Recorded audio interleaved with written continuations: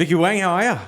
How are you, Cameron? Very happy to be finally doing this. We're doing this. Yeah, me too. It's been good. Yeah. I've been looking forward to it.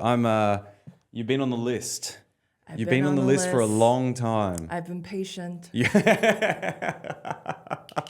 have actually been very patient. A lot of people have. But thank you for coming in. Thank you for having me. So I wanted to ask you first, because this is something that really interests me. You're actually from Taiwan. Yes. And how long, can you give me the whole spiel of your Taiwan life? Because you also came from a very humble beginnings of having a modeling career.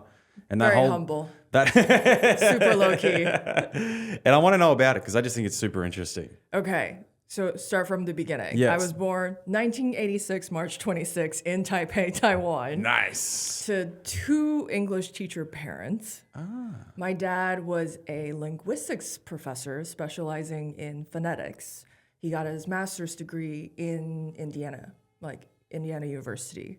So I was his little experiment. We have tape recordings at home of my dad speaking English to me as a baby.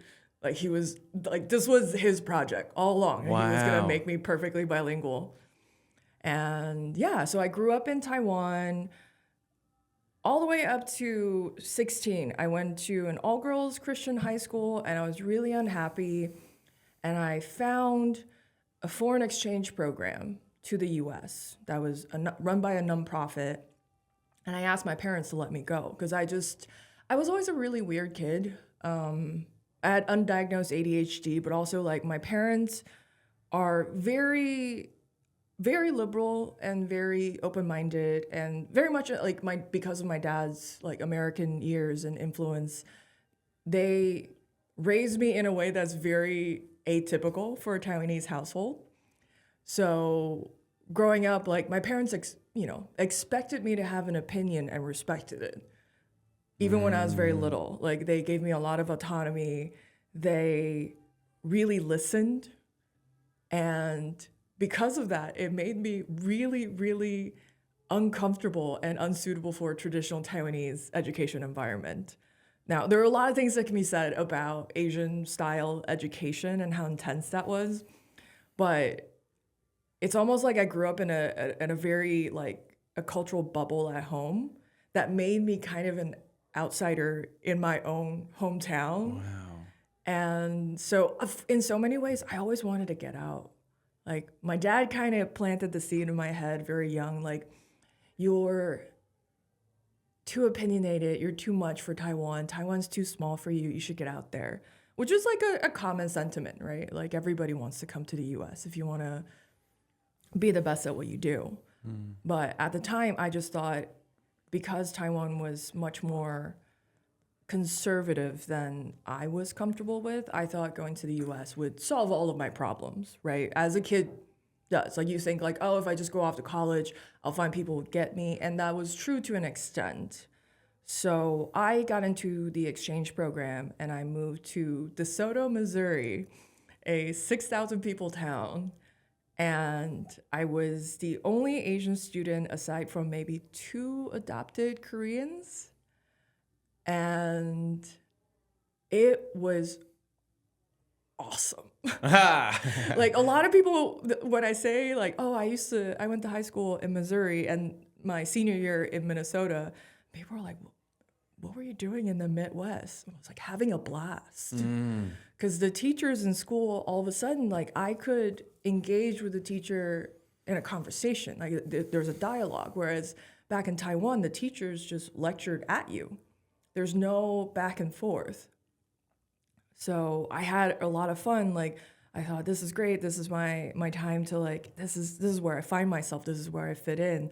So I fell in love with America hard, really hard. I was really happy living in America. But my parents didn't have the funds to let me stay in the US for university because it's so expensive. So there's so many, there's a visa debacle and all that, but I managed to come back my senior year, get my high school degree from Brainerd High School, Minnesota. And then I went straight back to Taiwan to take the college entrance exam, which honestly, my mom and I, like my parents and I, fully expected me to fail. Like, there's no way after 2 years away from the super competitive, high intensity studying and testing that we do in Taiwan, Vickie could just come home and get into a university. But I managed. My mother like flipped through the admissions booklet and found she basically found a loophole for me to get into a decent university in their German program, because the German program like doubled your English score. And then once I was admitted, I transferred to the English program or the English department. Mm-hmm. So I managed to go to university in Taiwan. And then after that, I went to graduate school in Taiwan, a top, very competitive university for interpreting. I mean, I looked at my parents growing up as English teachers, and I just thought, they work so hard. Like, teaching is so hard. I don't understand how anyone can do it, have the grace and the patience to do that day after day. And in college, I thought to myself, okay, I want to travel the world. I want to live abroad. How can I do that? I could be a translator, interpreter, or I could be a flight attendant, which, looking back, I kind of wish someone else had given me more options. Those were very limited. But also, that was my senior year of university. I got scouted first for another university's fashion department. Mm-hmm. Someone just told me like, oh, you're really tall. I'm 5'9", which is tall for a Taiwanese girl. They were like, oh, there's this fashion department. They're looking for student models for their student fashion shows. You should go for a casting. So I did, and I walked and I got photos taken. And I'd always loved America's Next Top Model. So I thought, this is great. This is gonna be really fun. I get to try this out in this like very low stress environment. It's just students, no big deal. But then there was a TV producer at the casting, and then I was cast for a TV modeling competition. So that was for most of my last semester in Taiwan. That was what I was doing. Wow. Yeah. That's amazing. Yeah. That's so I want to go back and work my way forward a bit, because I got some questions. Like, what was it like for the first time landing on US soil and then going from, like you were saying, how the education system's just like strict and very methodical, and I've heard a lot about the Asian education system, but then coming to US, like, what the hell were you thinking? Like, what was going through your mind? Were you like, oh my God, these people can actually have opinions? Like, it must have been a shell shock, or were you sort of aware that it was going to be like that in a way? It was within my expectation. Okay. Yeah. I also thought the school environment was very chaotic. I had to, well, first of all, my host family, who I'm still in touch with, they're wonderful people in Missouri, the McKinstries. I adore them. They're delightful people. And when I first got to their house, I was like, they have a staircase in their house? They must be so rich. Wow. Because like growing up in Taipei, it's a super dense city. Everyone lived in apartments. Obviously, over time I learned everyone had houses in the Midwest. That's not really, but yeah, like in school, like it was really wild to be encouraged to have an opinion, and I was in my element. Actually, at first I was super intimidated because I had to put an outfit together, because I wore a uniform to school for like starting from first grade. And then all of a sudden I was in a high school, like 15, 16 years old, and I had to figure out what an outfit was. Like, what do you mean I have to match colors and I can't repeat this? I can't wear a shirt twice in a row. I couldn't figure out why that wasn't okay. And then I went to gym class and I saw people doing this with a stick. I was like, what is that? And they're like, it's deodorant. Do you people not wear deodorant in Taiwan? And I'm like, we don't smell. Like, we don't really, we have BO, but like not at the same level. Yeah, yeah. So a deodorant is not something that everyone's expected to wear. Uh-huh. So little things like that, very much. Isn't that And funny? it's always been this funny thing because I've had this accent for a very long time. And then people would often forget that I'm not American. So when I ask questions like that, people look at me like, are you stupid or something? Like one time I pronounced Illinois with the S. Mm-hmm. And everyone got on my case. I was like, how was I supposed to know that you don't speak English in America? Yeah. That's like, good for you. Like, you're multilingual. Great. Like, cut me some slack. So were the kids all kind to you? Because I... No. Okay. So, like, the first couple of weeks, I think they just needed to get it out of their system. Yeah. So the first couple of weeks, there were definitely someone called me a chink. Mm-hmm. And another boy smacked my butt at an assembly. There we go. And my teachers and my host parents were furious. They were like, tell us who did it. We have to punish him. Did you know who did it? Not okay. 2 weeks into living in America, I could not tell white people apart. It's so funny, isn't it? Isn't that funny that stereotype goes both ways? It really does. It's not actually a stereotype. This is a PSA, okay? There is an actual phenomenon called the cross-race effect. Okay. So if you've grown up or lived in an environment where you're not exposed to people of a certain race a lot, it is harder for you to tell them apart. That is not inherently racist. That is just lack of exposure. There we go. Yeah. Now, and it's true. I no longer have that excuse after living. Like I used to be able to argue like, oh, I am not very good at telling people apart because I lived in Missouri, Minnesota, and then in university I was a foreign exchange student again in Sweden. So I learned how to tell white people apart, but everyone else, I still lacked exposure. But now that I've been in New York a little over a year, like I'm getting better. Yeah, yeah. But I'm not proud of it. Well, listen, I mean, we all have the same struggles. It just goes to show how human we all are. Yeah, Truly, but it's also work, right? Again, because of the accent, like I can't expect people to anticipate that I'm not from here. Yeah. So I also don't want to put people in a position where they're like, oh God, this racist Asian American girl from California, like not cool. Why is it that you do have the American accent? We study American style English in Taiwan. There's also this goes back. The U.S. and Taiwan used to have diplomatic relations, and we got a lot of military and humanitarian support from the U.S., which also means we got a lot of the Hollywood propaganda. Mm-hmm. So a lot of cultural influence from the U.S., Okay. especially in the 80s and 70s. I think U.S. cut relations with Taiwan sometime in the 70s. Right.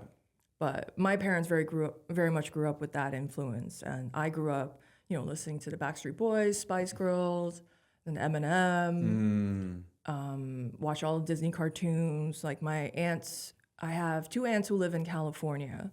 They immigrated in 60s. So they've been here forever. They used to come back to Taiwan with these, you remember the cassette tapes? The video VHS tapes with the big white foam boxes? There's that really satisfying sound when you pop it open. I miss that. I miss the smell as well. They had a particular smell. It was so fun to go to a video store. Yeah. On a Friday, pick all the videos you want to watch over the weekend. The discovery process, sure, the algorithm serves me things sometimes where I'm like, this is actually great. You get me, algorithm. Thank you. Yeah. But there's something about the organic discovery process. Oh, yeah. And that's something that I really missed. This is further down in the life story. I really missed a good bookstore when I was living in Shanghai. The publishing industry obviously struggles a little bit under censorship and earlier piracy. So it was hard to find a good bookstore with a good curation and Yeah. display. So I love New York bookstores, and just like that discovery process. That's kind of like what, video rentals used to be like. 100%. Yeah. I'm just amazed that there still are bookstores. I think it's fantastic. I think it's great. Yeah. Hopefully it's something that never dies. I think because like bookstores now have turned into more community and experience centers than just straight book as product and that's it. Mm-hmm. And I think, generally speaking, the publishing industry. So I'm fast forwarding a little bit. My mother worked in publishing in Taiwan, and I worked in publishing for Lego when I was working and living in Shanghai. So yeah, the industry as a whole has struggled a little bit, but I think the pivot to like in-person community and live events have been very, very healthy for the bookstore industry. Mm-hmm. And so, going back to Taiwan, when you finished school, so you finished university, so you then moved into like one of the main cities, Shanghai? No. So Take China and Taiwan, two different countries. You were living. Common misunderstanding. Yeah, sorry. Also, my background, my like geographical history, a little confusing. It's okay. I don't get offended. But no. So I am from Taiwan. Taiwan is a country. We have some islands, But they're independent, aren't they? They're not. We are independent. We have our own SIM cards, our own president, our own elections, our own healthcare system, all of that. What was your question? Actually, I want to stick on this for a second. Yeah.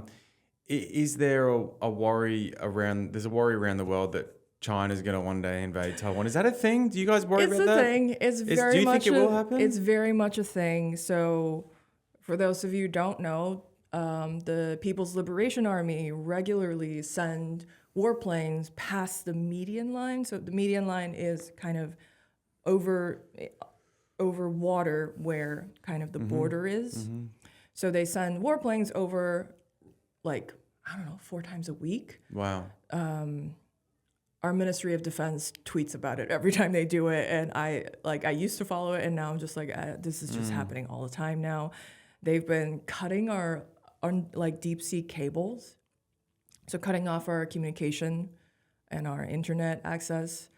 Why? Yeah, so then how do they fix that? They have to go down and repair it, and it's very expensive. Jesus. But so the easiest way to understand this is the geopolitical part of this podcast. Yeah. So Taiwan has always been Taiwan. There were Han Chinese people living there, but even before that, there were Taiwanese Aboriginals living in Taiwan, the main island, dating back centuries. But then in 1949, the nationalist government were fighting a civil war against the Communist Party and were losing. So the nationalist government moved the government and moved a lot of the people to Taiwan, the island, with the idea, or at least at the time, they thought this could be a base for them to stage their comeback. Mm-hmm. So technically, civil war between the Communist Party and the Nationalist Party never ended in the last, 60, 70 years. Wow. There was no ceasefire was actually declared, no MSC was signed. So technically, war never ended. But then communication and everything, travel was cut off between the mainland and Taiwan for a very long time. So my family, 3 out of my 4 grandparents came to Taiwan in 1949, although there have been refugees coming from China mainland to Taiwan island for 2-3 years before that. 3 of my grandparents came during the big exodus. My father's side, they were luckier. My grandfather worked for the presidential office, so he had better intelligence. So he knew that this was a full retreat. This wasn't temporary, like the government was telling people at the time. They were telling people that this is temporary, we'll come back. my paternal grandfather knew better, so he moved the whole family to Taiwan. He also had the resources and the connections to do it. I think this is something people neglect when they talk about refugees and immigration. Like, yeah, if you can buy a plane ticket, you're okay. If you can buy a plane ticket during massive inflation, you're okay. But then my mother's side, my mother's father, who I actually never met, he passed away when she was pretty young. He sent his wife and kids back home to Hunan because he thought he was just like, I can't remember his rank in the military, but he was in the military. And he thought that was safer for the family. And he never saw them again. Damn. Completely lost contact. So wife, 2 kids, gone. And a lot of soldiers like him ended up remarrying in Taiwan, and that's how my mother was born. Wow. Yeah. But if you talk to Taiwanese people, so people like me whose family moved, you could say evacuated, moved, relocated from China between 47 and 49, we make up about just like 12% of the population.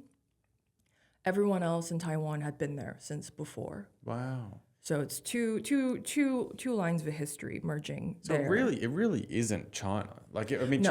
China's trying to claim that it's part of the Chinese Empire or whatever but it's really not by the sounds of things. It's its own thing. Yeah, it's also because, so the nationalist government, right, they retreated, lost the war.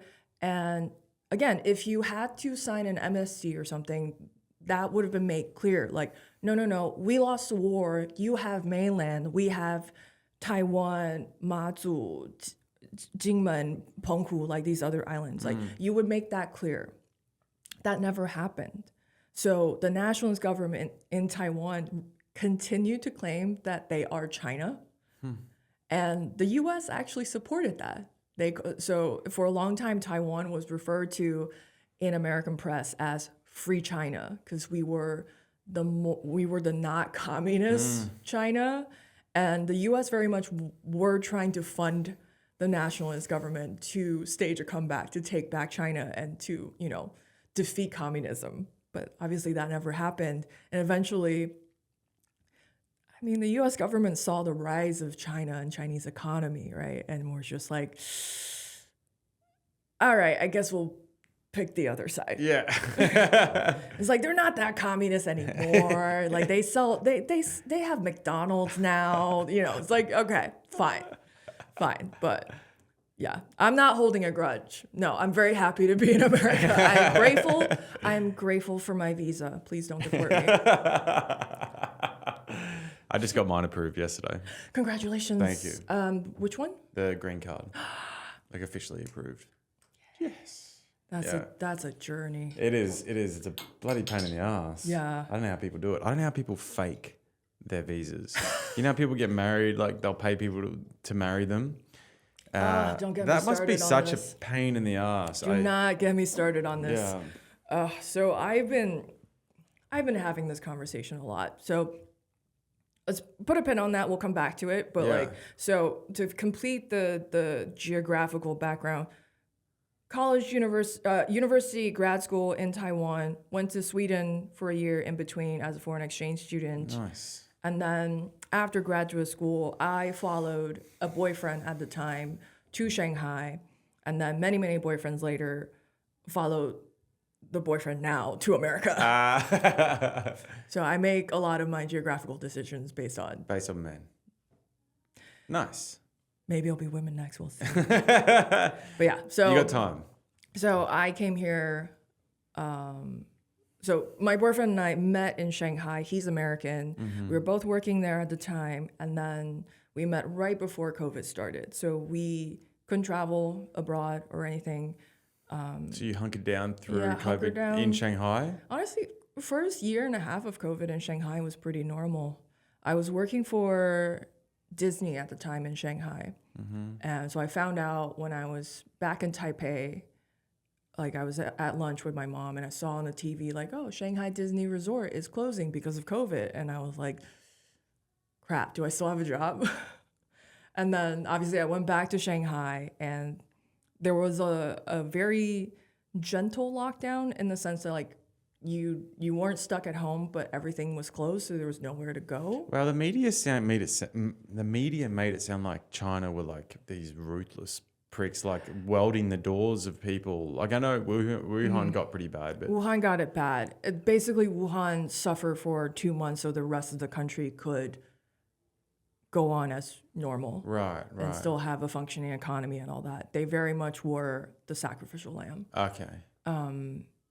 But because of that, there's very brutal measures for the first year or so of COVID in Shanghai. Like we were masked, but we were like I was doing comedy shows. Wow. Like I was going to a restaurant. Like my birthday's in March, and I was able to have a group birthday dinner with my friends in March of 2020. Disneyland closed in January, but we were back in the office by March, and then the park reopened in May of 2020 to guests. And obviously there were all kinds of weird measures in place for social distancing and whatnot. They had to, you know how at Disneyland you can meet the characters? In Shanghai, they have stations for the characters. The characters don't just wander through the park because crowd control is impossible. It's just way more people there. But for a while, instead of going up to the characters and, you know, putting your arm over them and take a photo, they would do a social distance selfie. So they would like tape out a yellow box on the ground. This is where you stand. The characters are like 6 feet behind you, and you do this. Which I thought was a very cute compromise. Cool, yeah. Yeah, they made it work. We made it work. But it was a very weird time. But like I said, first year or so of COVID in China wasn't that bad because of a lot of people's sacrifices, right? And then came like late 2021, early 2022, things got tense again. And this was when the rest of the world were moving on from COVID. They were like, there was, you know, people were traveling again, you know, eating in restaurants and sort of things were normalizing, but China was still holding on to zero COVID policies, like with dear life. And you could tell that things were kind of unraveling. So there were sporadic lockdowns. Like it got to the point where me and my friends, we were told, you know, people's offices and schools would tell them to like pack an overnight bag just in case we get quarantined on site. Because that was happening all the time. Like there was, you know, like there are videos online of like people running out of department stores and malls because the building was about to be locked down. Like it got pretty chaotic. So some people were having to stay in a mall for stay in a mall, That's stay like in a an kid's office. dream. I would have loved to get locked in a mall when I was a kid. It sounds fun, but it's also very dystopian. Of course. Like at one point, my boyfriend had just gotten a cat, and you know, he was staying at my apartment one night, and then we went back to his apartment the next day, and the building was locked down, and he panicked. He was like, "My cat's in there. I didn't leave food out. I thought I would be right back. Like, building was gonna be locked down for 2-3 days. Like, what's gonna happen?" And they wouldn't let him back in. We were like, "We'll go in and we'll lock down with the rest of the building." They were like, "Nope." So after that, we all got automatic feeders.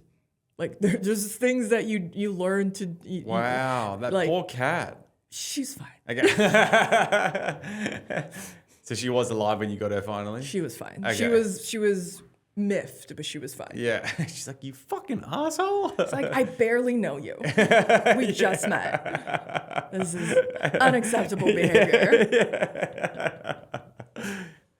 Oh, man. Yeah, that was a crazy time. Even for Australia, it was a crazy time. Yeah. Like when we were exercising, we were allowed to exercise, but we had to be within like 5-minute radius of our house.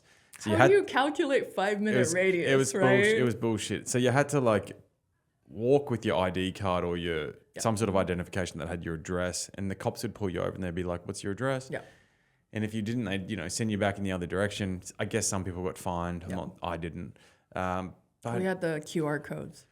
yeah, everything was QR codes. Everything was scan a QR check-in. code before walking into like a convenience store or restaurant. So they have like the track and trace. Did you guys get coerced into taking the vaccine like everyone else? There was no coercion. It was just mandated. Yeah. Yeah. Well, same shit, So really. also because I worked for Disneyland, I was considered a hospitality worker. Right. So that was like mandatory. We just had a vaccination day at Right. the office, and everyone had to take it. And Like, what happens if you didn't want to in what would you have happened in could get China? you could get a medical exemption, Yeah. and obviously there were plenty of people in China who didn't trust the vaccine and didn't want to take it.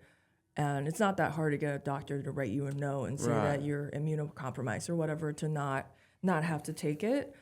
But that later became a real problem during lockdown.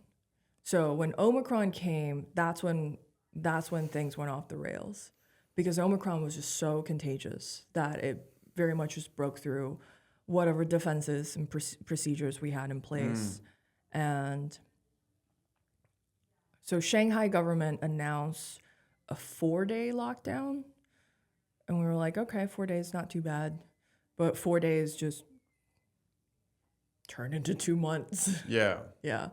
So for most of 2 months, I didn't leave my front door except to take a COVID test, which was not the greatest time of my life. And a big contributor to why my boyfriend and I decided to move to Wow. New York. Were you with your boyfriend? Did you decide to hunker down with him in his apartment at that point? So at the time we had how many cats? So I had 2 cats, he had 1 cat. We also took in a friend's cat and dog Wow. because my friend's frankly idiot husband insisted on going to a St. Patrick's Day celebration because he's Irish. And this was when things were already tense. Like, big gatherings were a bad idea, but he wasn't going to be stopped. And of course, he went to a big St. Patty's Day event, tested positive, was hauled off to the hospital. My friend, at the time at least, she was quarantined in a hotel room, which was much more civilized. During lockdown, they started building and adapting these buildings. So they had these, like, I think, like, it was in the news, right? These like makeshift hospitals that were built within a few days. Those were crazy, but also they would convert like convention centers and like empty office buildings into quarantine camps. So if you tested positive during lockdown, that's where you went. And from what I was told, a friend of mine was hauled in, and there were porta potties, but not really showers, and you're there until they let you go. You don't know your own test results. The lights are on 24/7, which will drive you a little nuts. There were a lot of cases of harassment because, as you can imagine, like this was dystopian as all heck. Damn. So it was a really wild time. We saw a different side of the world, didn't we? Yeah, it was. We did. We did. The world changed in my eyes from that. I was like, wow, we're not as bright as we think we are, human beings. We're really not. We're like a pack animal Yeah. in a sense, and we can be quite easily controlled and manipulated. Yeah, and it's. And I think it's good that we know that now. Yeah, but we'll forget. We will. That's human nature. It's like, look at what's going on in Iran. I mean, it's almost like history repeating itself from the Iraq War 20 years ago. It's like it's almost the same narrative going on again. Yeah. And everyone was like, that was bullshit. We got lied into a war. I mean, whether or not you believe that or not, but that's what I believe. And then now it's like the same thing. I don't know. It's just history always just repeats itself. We're idiots. Humans are idiots. That's why we should read. Yeah. I read a book about the whole Mao and the Chinese, like the rise of the Chinese Communist Party. Is called The Black Swan, I think it was. Did you ever read that? God, it was fascinating. It got so bad in communist China, it was in the early 50s, that anything green, they would get rid of it. So like trees, they would cut down trees. Grass, they would make the school children go through like the school ovals and pick the grass out of the ovals one by one, because you couldn't have anything that was beautiful and anything that was like alive. Not practical. Yeah. Isn't that insane? Yeah. I mean, I very much think of people of Taiwan as a people that have very fortunately dodged a bullet. Yeah. Like those of us who made it out, and it's luck and it's privilege and it's resources. But so like a lot of Taiwanese people think that people in China are really aggressive, and it took me a couple of years to fully appreciate the fact that like we're very gentle and polite people in Taiwan because we've lived in peace and stability for decades. Whereas my colleagues and friends in China, they carry, like, it's not even intergenerational trauma. Like within their generation, I have Chinese colleagues and friends who've witnessed the aftermath of like communist persecution, where, you know, if their relatives were or grandparents had been working for the nationalists, or were considered like were landowners, whoever were being persecuted at the time, or intellectuals, there would be these public humiliation rituals, and that would often lead to people trying to take their own lives. And that is a generation and a half away from where Chinese people are now. And again, like they had their own economic miracle to go from the Great Leap Forward to the economic prosperity, and like this like growing middle class within one generation is phenomenal. It's amazing. But you do carry some of that mentality within you. So it took me a few years of living in Shanghai to sort of humanize my own prejudice towards Chinese people, to understand like, oh, they're aggressive for entirely different reasons. They're not like the aggression or like the fact that they talk louder or whatever, or they're more argumentative, is not because they're bad people, because it's easy to do that, especially when you're like, you know, like when you're dating or interacting with people across cultures. It's very easy to label people as good or bad, or like cultures as more developed or more sophisticated or crass or whatever. And if anything, like one of the greatest privileges that I've had in this life, and this is because I have very supportive parents, this is because I've lucked into situations along the way, but I've been able to live in so many different places in the world, and it's a lot harder to be mad at people this way. Yeah. Because like you can't, and it forces you to really understand where people are coming from. And but I'm also happier this way, because I go around the world and I, like, you know, people look at what China was doing during COVID and they think like, oh, these people are cruel, these people are this and that. And I'm like, no, there are a lot of things at play. So I stay away from generalizations. Yeah, I think we have to. Yes. Because also, generally the decisions of a few doesn't reflect the people that are underneath there. Like yeah, like I've had comedian friends who are like, oh, Vickie, I can't believe you have Chinese friends. I'm like, what? What makes you think, how does that make any sense? Right? Like, I was like, oh, they're your enemies. I'm like, they're not my enemies. Also, they didn't vote for their government. You did. Like, yeah. like, yeah. But like Americans, like liberal Americans, give themselves a lot of room to be wrong, but they don't give each other a lot of room to have different opinions and be wrong. And I don't. I see how they got there, but I don't encourage it. Like how do I put this? Like the cliche with liberals is that they're always at each other's throats for being imperfectly, like for having like imperfect morals, or, you know, not supporting this cause or that cause, or like how could you still eat meat? And I'm like, you don't know the cards that I was dealt. I don't know the cards that you were dealt. I don't think it's fair to judge people that way. Yeah.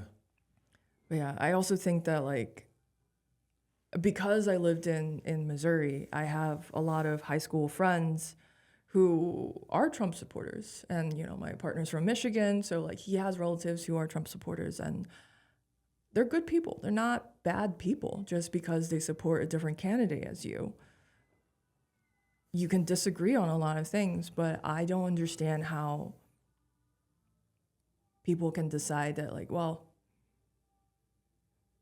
you voted for this, so you suffer the consequences. I'm like, first of all, we all suffer the consequences. Like, we're in this together. You can be mad at them all you want, but yelling at someone who made a wrong choice isn't going to win them over to your point of view. If anything, they're just going to become more entrenched in their opinions because they feel attacked. And I find American liberals very good at attacking each other. Oh yeah, it's crazy. Yeah, and I like, I don't get it. I sat next to I was having lunch with someone in this cafe over here a few months back, and we were talking about the elections because it was around the election time, and there was this lady sitting next to us, and she started asking us a few questions. She just sort of chimed in on our conversation. And I brought up the fact that I actually don't mind Trump. I'm going to actually, if I could vote, I would have voted for him over Biden. And that was purely just for the fact that Biden, in my mind, was done. Like he wasn't mentally cognitive. He probably has dementia. And I was like, you can't have someone that isn't even in charge of their own body and mind, in my opinion. Right? This lady was so offended that she got up. She's like, I can't believe you. She's like, you're a disgusting human being. I can't even eat here anymore. I'm not even going to finish my meal. And she gets up and she's like, yeah, gross, and walks out. And I was like, how can you let someone else's opinion affect you so much? It blew my mind. So I know exactly what you mean by like some certain liberals. Obviously, not everyone is like that. Not everyone. But not all liberals. Yeah, it blows my mind. It's very, very polarizing here. Yeah, I went to June 4th, Tiananmen Square, like memorial event in Central Park, and most of these type of pro-democracy Chinese events, often I'm the only Taiwanese person, and often there are only Han Chinese people, right? Like Hong Kong, Tibetan, well, actually, like, they're not Han Chinese, sorry, but like, you know, greater Chinese people, East Asian faces. And rarely you would get a couple of, you know, non-East Asian people showing up at these events. And it's nice, right? It's nice to know that other people care. It's always nice to have some solidarity and support. But this one lady came and was already quite loud to start, which I was like, it's kind of a somber event, but okay. You know, I wasn't going to say anything. And then we were laying out, just like on the benches, some flags and pins and like a little poster board and whatnot. And one of the organizers put out a Palestine flag. And this lady started throwing a fit. She started very loudly saying, like, look, I can't be here. I can't be here. I can't be here. I came here to support. I came here for Tiananmen Square. I can't be here. I lost family. And I'm like, I totally understand. It is within your right to have an opinion. It is perfectly within your right to not want to support Palestine. Like, you can have your political belief, but please, goodness, could you not be so loud? Yeah. Like, she didn't just leave. She kept talking to made the biggest person scene. after person after person about how this was inappropriate. Basically, she was passive aggressively trying to get the flag removed. And we were like, talk about centering yourself in a situation where, like, when I go to pro-democracy Chinese events, which there are plenty of Chinese nationals who want democracy, okay? I get really frustrated with people who think that, like, Chinese people don't deserve democracy somehow or don't deserve solidarity, that they're all brainwashed. That's my separate thing. I'd like to flesh into a bit more about that. That's interesting. Yeah, but anyway, when I go to these events, I also try not to center myself because for Chinese people who are living abroad, even when they're living abroad, speaking out is still a dangerous thing. Like, there are pro-democracy Chinese activists organizing events in New York City whose families get harassed by the police in China to try to intimidate them into stopping whatever they're doing. So the Chinese people show up, they are taking a risk. They are masked, they are covering their faces, they're laying low, but they still show up. That's courage. That is solidarity. So for me, as a Taiwanese person who still has freedom of speech and civil rights in Taiwan, I don't come in and talk over them. I come in, I support, and I'm not going to tell them what to do. I'm not going to tell them who they should have solidarity with. That is not my place. I came to support. Because if Tiananmen Square had gone differently, maybe we'd all be living in a democratic China, right? Like, anyway, so I just, that incident was so, it was just so frustrating for me. I was like, oh, so your solidarity is very thin. It's only when we, and that's another thing, like, they expect these repressed, oppressed groups to be perfect victims before they can be supported. And it's like, how do you not understand that we can see the same struggle in other people? You know, like, where's your empathy? And the thing is, like, you're free to leave. We won't be offended. We understand. We do. Like, plenty of people walk away from us, right? Like, that's fine. But you said earlier you want to talk more about. Do you worry that if you, like, even conversations like this, is this something that you would then be worried that if you go back to China? I have no plans to go back to China. Okay. Yeah. But is it a risk for Chinese citizens to talk anything about democracy, like being pro-democratic or anything like that? Can they go to another country and do a podcast and stuff? Do you know where I'm going? It's obviously that's been on my mind a lot recently since the U.S. government is starting to, like, go through people's social media and targeting people for it. It depends. Not everyone and not all the time, right? Like, if you're organizing, if you have a following, if you're like putting together big gatherings, if you're building a coalition, yeah, you'll be targeted. Like, there's this really cool group in New York. They've been featured in, like, New York Times and by international media a lot. They're the Chinese Feminist Open Mic. And this is a very, very woke, very queer, very feminist show. And every time I go, it's purely in Mandarin. And the stories that they tell, it's really more of a storytelling open mic than a comedy open mic, but there's a lot of laughing. Because honestly, in the face of oppression like that, you kind of have to laugh. But the stories they tell are, like, super, super vulnerable and can be very political, right? Like, the Me Too movement was very much crushed by the Chinese government. They talk about sexual harassment, they talk about coming out to their parents, they talk about getting married in secret because they're queer. And so you can't get married in China if you're queer? No. No, Taiwan legalized gay marriage, I believe, 10 years ago. I don't have the number off the top of my head, but no, in China. Can you live as a de facto? Or is it just pretty much? That's the thing. I'm sure you can, right? Like, people ask me the same question about comedy in China. They're like, how do you do stand-up comedy in China when there's censorship? Like, no, there's plenty of other things to talk about. There, in the same way, like, there was a very robust drag scene in Shanghai. And obviously, like, I'm talking about first-tier cities. Like, Shanghai is a much bigger city than New York. Like, it's a thriving metropolis, super international. So yeah, there's drag, there are gay bars, lesbian bars, and obviously, like, in recent years there have been more crackdowns. But there's like, the way I explain it is, like, it always comes in waves, right? If Obama's coming, all of a sudden they will shut down all the factories, inspect all the bars, and make sure the sky's clear.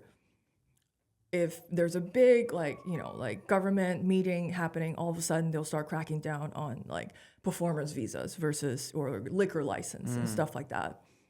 And so you have these waves, and it is really, it's defeating, right? Like you build something and then it gets shut down. You build up a following on a social media account, it gets shut down. You build up a comedy club in Shanghai and it gets shut down and you have to start over. Like I'm not saying that's easy. I'm not saying that's okay, but it doesn't mean people stop. I know plenty of Chinese journalists, when they get a scoop, when they get breaking news about something that they know is going to be censored and pulled off the internet within hours, they still do the reporting, they still publish it because it counts. However many people you reach before it gets pulled off the internet, before it's erased, it still matters that you do the work. And I don't like that people assume that because there's censorship, Chinese people don't think for themselves. Gotcha. Yeah, it's hard to not think like that sometimes, isn't it? Yeah, like it's very easy. Yeah, the further someone is away from you, the more you kind of flatten them. Just because we only have so much capacity to understand the world, right? So it is easier to just no, make this one dimensional. I can't digest more than that. And there's a lot of rhetoric in Australia in particular about the Chinese people and the Chinese country. Australians are not inherently racist or anything like that. We get a lot of Chinese and a lot of Asians in our country because we're in the Pacific. It's proximity's very close to all, Japan and Korea and everywhere else. But it's always, at least in my time, there's been like a lot of media jargon about China, China's our biggest threat, China this, China's that. And the older I've gotten, I've found it hard, less and less easy to believe. I don't know if it is or if they are or are not a threat, but it doesn't seem to me like China really does a lot of they're communist and they're fucking they're whatever. They're not that communist anymore. Yeah, right. But it's it doesn't seem like, they're not warmongering around the world. Yes, they are. Are they? Yes. Okay. All right. Well, I don't know anything. I just told you, they're flying warplanes into our territory and cutting cables. No, they are. Okay. Yeah. They are, and also they do the same with the Philippines. They do the same with Japan. Gotcha. And it's that the warmongering is definitely there, and Okay. there's a reason why all of China's neighbors are very touchy about China. Taiwan, obviously, we are their biggest and priority target, so we feel it the most out of anyone. What would there be to gain for them to even invade Taiwan? What would they get out of Ooh, that? militarily, we're a great post. Okay. Yeah, so for a long time, I didn't really understand why Taiwan is so contested and so coveted. We were colonized by the Dutch, the Portuguese, the Spanish, then the Japanese, and now essentially by the nationalist government, which I am descended from. So, so let me put it this way. So you have China over here, huge. Would you think they already have all this land? Why would they need this little island right here? And then you have the Taiwan Strait, and then you have Taiwan right here. And what you don't see on a normal map is to the east of Taiwan, there's a huge drop in the seabed. Deep enough for a submarine to be, if a submarine can start there, the submarine can go undetected all the way across the sea. Wow. To the U.S. West Coast. That's one of many reasons why China wants Taiwan. Interesting. Because if they loop around, Taiwan will let the U.S. know that they're coming. But if they own Taiwan, they can just park it right here, go deep, go all the way across, and nobody will know until they start attacking you. Damn. And this is also why Taiwan, generally speaking, is a bipartisan issue in America, because most politicians and military specialists understand the value of Taiwan. We are also, they call it the Pacific Chain or something. I'm not an expert. I'm really the fact that I'm a civilian and a comedian and knows this much about the military status of Taiwan is kind of what is depressing about being Taiwanese. It's why do I know what a median line is? Yeah. All right, well, let's move on. I want to get into a little bit of comedy stuff. How did you even start your journey? Because did you start your journey In Shanghai. Okay, so in China. Okay, now you're gonna have to tell me. What were you doing? English open mics? Yes. Okay. Yeah. All English? All English. Have you ever done? Do you speak? I speak Taiwanese. Mandarin. I Mandarin? speak a little Taiwanese, not great. So in Taiwan they speak Mandarin. We speak Mandarin, we speak Taiwanese, we speak Hakka, and then they're all Cantonese? Cantonese. Okay. We have all the Aboriginal languages. Okay. But the most dominant language is Mandarin. Gotcha. But yeah, so I've actually only ever done one show in Mandarin Chinese, and that was with the Chinese Feminist Open Mic, and it was awesome. But I started in Shanghai 2017, and I'm coming up to my 8th anniversary with comedy. July 4th was my first open mic in 2017, and it was at a comedy club called Kung Fu Comedy. It was a great space, and at the time, there were very few women and very few Chinese people doing stand-up, but I was very much inspired.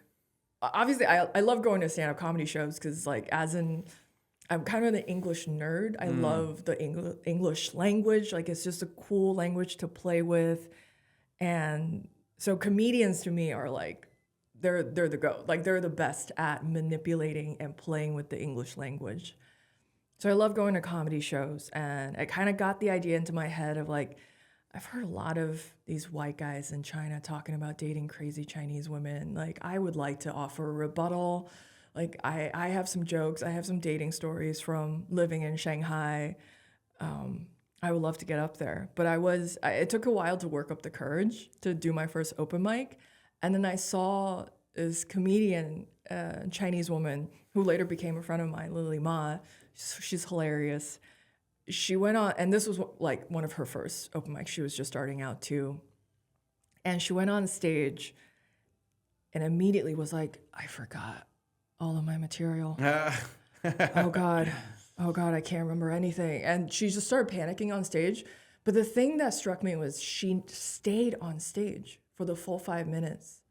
And she kept narrating what's going through her head, her panic, her embarrassment, and the room was laughing with her. So was that part of the bit in the end? I don't know. Yeah. I don't know. Yeah. I don't think so. I think it was genuine, and I think that's why the room was rooting for her. Wow. But I just thought that was the bravest thing, to go up and forget your material and bomb and still go like, no, I signed up. I'm going to do the thing. I'm going to do the thing. It just get it over with. And so because of her, I signed up for my first open mic and then kept going from there. Cool. Yeah. Okay. And so, yeah, I was going to say, like, people that would be worried about certain things you can and cannot say in China. I mean, when you think about where we are at right now and the open mics we go to, almost like 0.01% of material you hear of people is political. It's almost never political. Yeah, really? I find that anyway. So that's... So we had a very clear directive. We were not allowed to talk about the 3 T's. So that's Tiananmen Square, Tibet, and Taiwan. And I have a joke about how that made it very awkward for me to introduce myself. Yeah, so you just weren't allowed to talk about coming from Taiwan? So I used to say I'm from Taipei. Right. Because if I say Taiwan, then it gets a little confusing. Like, do you mean Taiwan, the province of China, or Taiwan, the country? And to sidestep that, I used to say Taipei. Which is the capital of Taiwan. Yeah. Yes. Interesting. Yeah.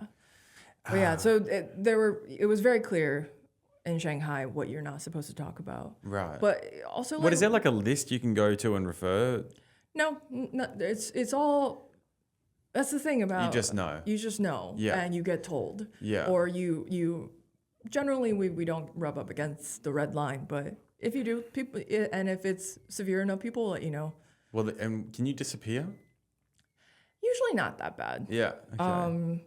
The colloquial term is you get invited to tea by the police. So they'll invite you in for a cup of tea and some like stern words of warning of don't do this again, or you get a fine or something like that. So it's pretty fair in the sense, like not fair in the sense that they're fair in a sense of police intimidation. No, Okay. but like generally, you don't get pulled. Like you don't get pulled off stage by police officers. Not like and you're not getting like, beaten to a pulp. You're not like Lenny Bruce era. Yeah. Like, oh, we're gonna arrest you at the comedy club. Gotcha. Like not, but also like this is where authoritarianism has evolved, right? It doesn't need to. Like when there's this much surveillance and digital tracking, you don't need as much violence, right? Like you really don't. and But that's also why I don't understand. This whole era has changed. Like, I don't understand why you would even need to invade a country anymore. I mean, well, that's my in Australia, you can just buy land. You don't even need to be a citizen to buy land in Australia. Oh yeah, so China's been doing that with So Taiwan, but trying to. So like the Taiwanese government and the Chinese people have petitioned and protested to stop certain like major corporation sales. Like there was a big media company, a media conglomerate in Taiwan that was considering selling to a Chinese owner, and the people shut it down. Good. But that's I don't a think you should democracy be at able to work. buy assets in another country if you're not a citizen. I It's don't also think you not should. hard to get citizenship. Yeah. For Chinese That's people, true. for Chinese people coming to Taiwan, yes, it's very hard to get citizenship. But for a lot of places, there are paths to citizenship. Yeah, it does take time. It's also like becoming a citizen is not the easiest path, and No, it's there not. are a lot of barriers. Yeah. So when did you come to New York? A year ago? Officially a year ago, I got my So O1 you've been visa. here at the same time as me. Yeah, I got my O1 visa and flew in on May 1st of 2024. Wow. All right. I didn't know that. So I didn't realize that when I met you at Judy's mid last year that you'd only just got there as well. I mean, I had been visiting. So my boyfriend, after lockdown, his company relocated him from Shanghai back to New York City. Gotcha. So he moved back. I had to move back to Taiwan to start the visa application process. And that took like basically almost 2 years, year and a half. And so during that time, I would come on an ESTA, the visa waiver. So that's basically a tourist visa, less hassle. Yeah, it's 3 months. You've got to get out. It's 3 months. Yeah. It's like I think $14 online. Like that's pretty easy. They do get a bit shitty. I don't know about with your experience. Like I got questioned a lot. Yeah. My second Every time I came in, I felt like it was the last time. It's I'm like coming you again. Yeah. One of the last times I came in on the ESTA before I got the O1, I was pulled into the little room. Yeah. Which you don't want to be in the little room, and they were like basically asking me like who are you staying with, how are you making money? Because I guess the big thing was like on an ESTA I'm not supposed to be working in New York, and I wasn't. Like I have freelance work back in Taiwan. And obviously I wasn't making a lot of money, but another thing was like they check to see how much money you have. So they like just straight up asked me to show them my bank app to see how much money I have in savings. And I'm like, I don't have a lot of money. Like I've been out of work for a while. And the officer was like, so how are you paying for yourself in New York City? And it was pretty humiliating because I used to be a strong, independent woman with a good job. But I pull out my DoorDash app and I was like, well, like the officer already asked for my boyfriend's name, right? And I pulled out the app and I showed him the credit card and I was like, this is how I survive in New York City. Like he's paying for my food. Like I don't know how to tell you otherwise that I'm not working illegally on a tourist visa. Yeah. And the guy was kind of like, okay, fine. It's like, but I guess another time, like the first time actually I flew in, so in 2020, when we first got back to the US. Like this is our first time traveling internationally in like 2.5 years since COVID started. And we flew into Detroit. My boyfriend's from Michigan. And the officer at the Detroit airport asked me, why are you in the US? I'm like, oh, I'm here visiting my boyfriend's family for the first time. Like we hadn't been able to meet each other during COVID. And the thing is like, because I have this accent, usually immigration, like customs officers just kind of chop and wave me through. And this was the first time when I was like, I bumped into a little trouble. But yeah, I said like, I'm here visiting my boyfriend's family. And then he immediately shot back, when's the wedding?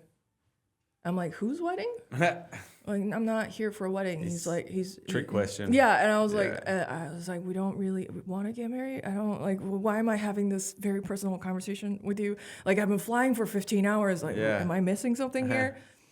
And I only learned later. Like, he let me through, and I only learned later on that technically, if you're here on an ESTA, you could get married.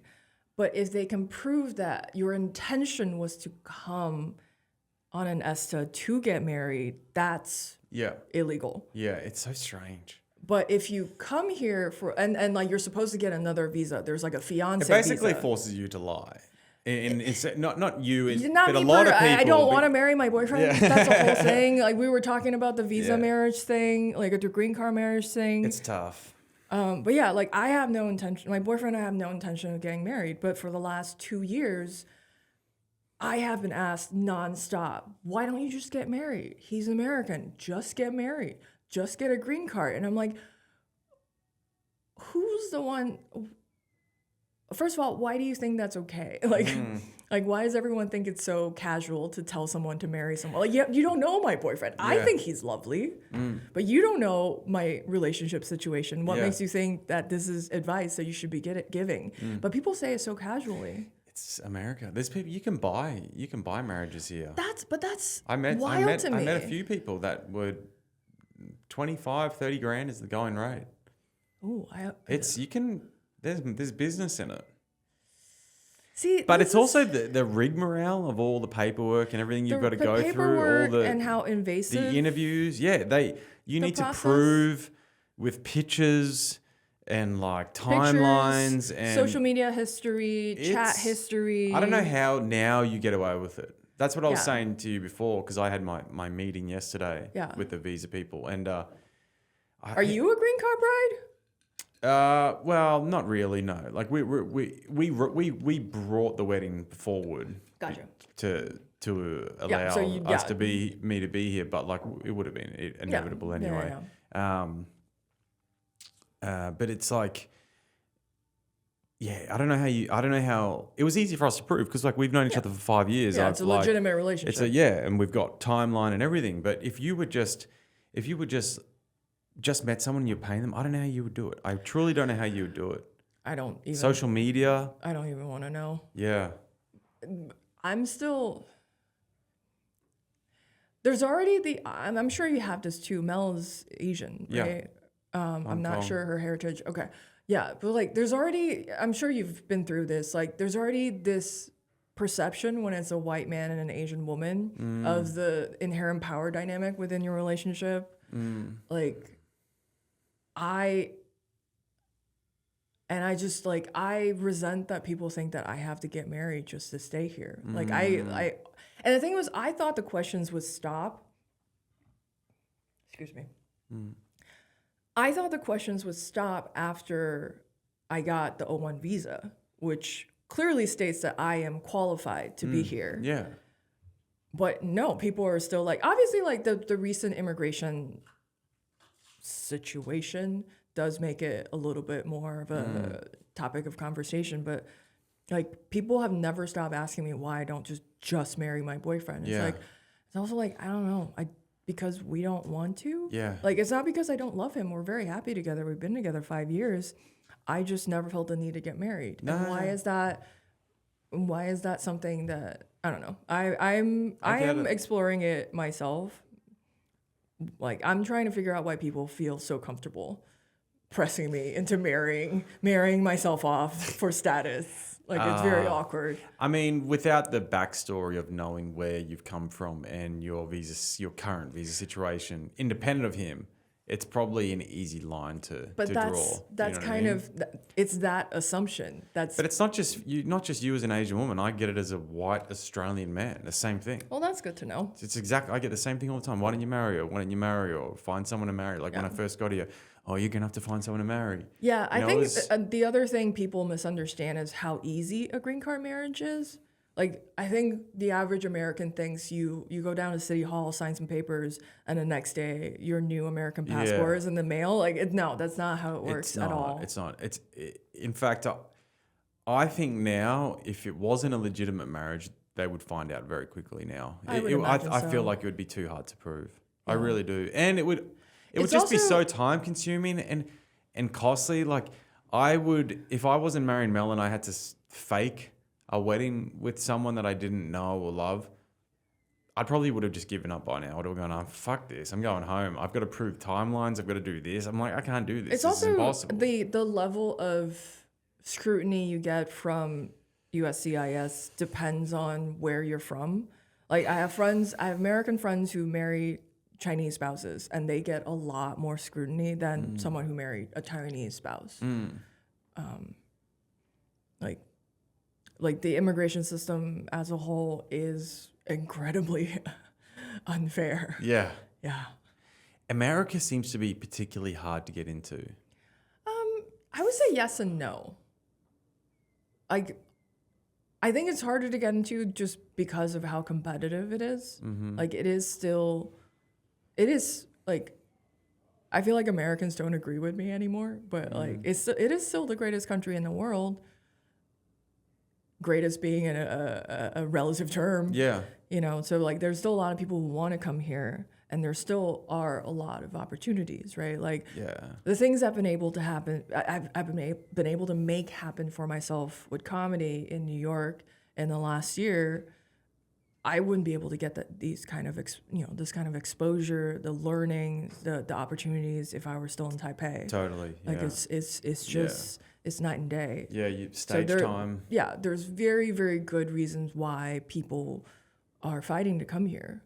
They're also, like, you and I we're lifestyle immigrants, right? We come here because we want to, because we want to chase our dreams, and that's still very valid. But as a translator and interpreter, I've worked on several news stories about the Chinese migrants who come to the U.S. You know, they go through the Darien Gap, through the jungle, through the southern border, and then seek asylum in the U.S. And you hear the stories that led them to make that decision in the first place. You know, the political persecution that they go through, the religious persecution that they went through, that made them want to risk their lives for a freer lifestyle. I challenge anyone to listen to one of those stories and not have some sympathy. But I think the challenge is getting someone to sit down and listen to someone else, a stranger from another land, speaking with a heavy accent, and hear their story and actually internalize it. Like this one man that I translated the audio interview transcript for, he lost his home.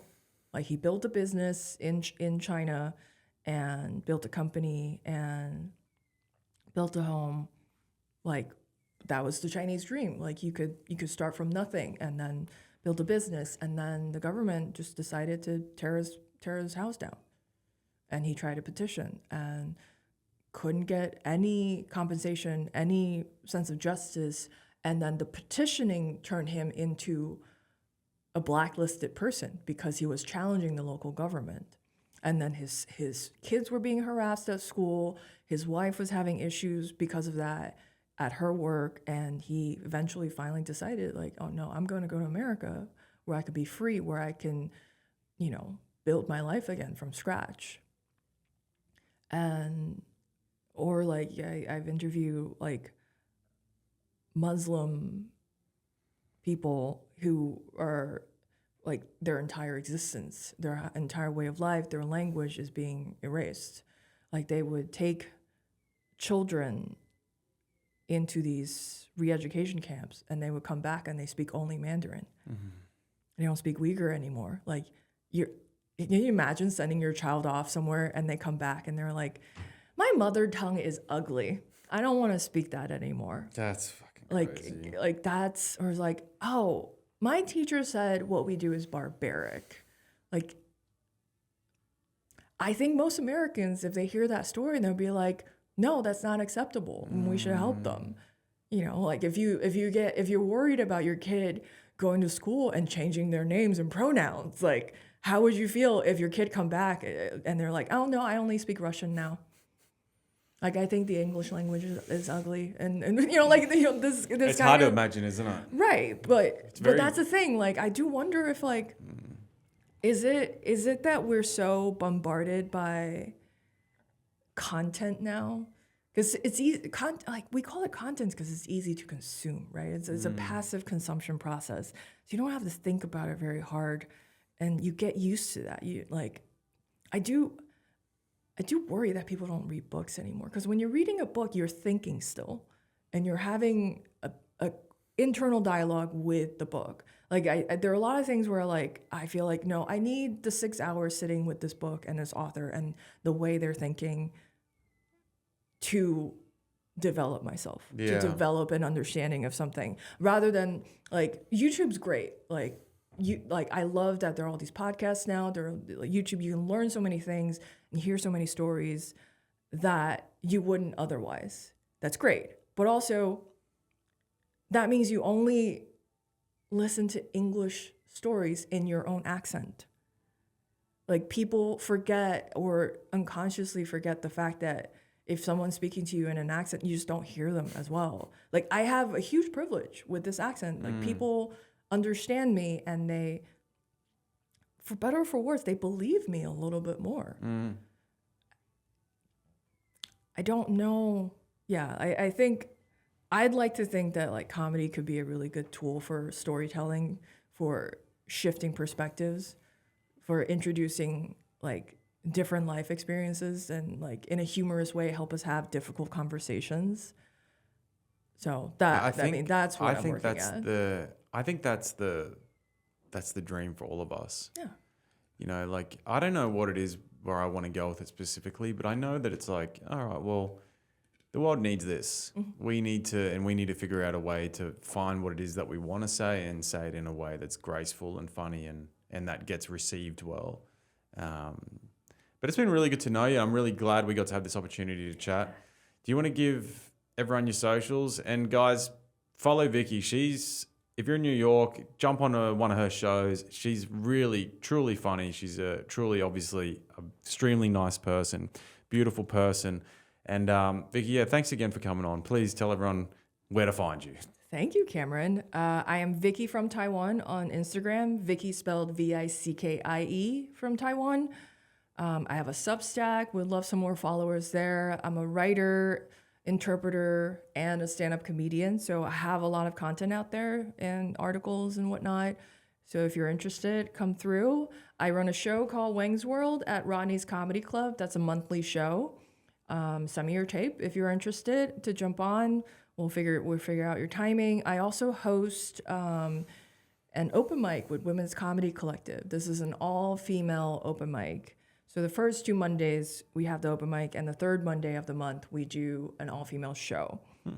Yeah, so that's the other thing. Like, I feel like within the general comedy circle, it is still mostly dudes. But if you're a woman who wants to start doing comedy, we'll give you a comfortable place to start where, you know, all of us understand what a maxi pad is.